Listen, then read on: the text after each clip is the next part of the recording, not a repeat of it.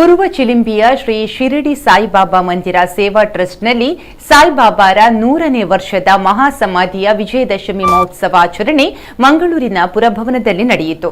ಕಾರ್ಯಕ್ರಮ ಉದ್ಘಾಟಿಸಿದ ರಾಮಕೃಷ್ಣ ಮಠದ ಏಕಗಮ್ಯಾನಂದಜಿ ಮಾತನಾಡಿ, ರಾಮಕೃಷ್ಣ ಪರಮಹಂಸರು ಶಿರಡಿ ಸಾಯಿಬಾಬಾರಂತಹ ಮಹಾಪುರುಷರು ಭಾರತದ ಜೀವಾಳವಾದ ಆಧ್ಯಾತ್ಮಿಕತೆ ಹಾಗೂ ಧಾರ್ಮಿಕತೆಯನ್ನ ಜನಮಾನಸದಲ್ಲಿ ತಲುಪಿಸುವ ನಿಟ್ಟಿನಲ್ಲಿ ಸಾಕಷ್ಟು ಶ್ರಮಿಸಿದ್ದಾರೆ ಅಂತ ತಿಳಿಸಿದರು.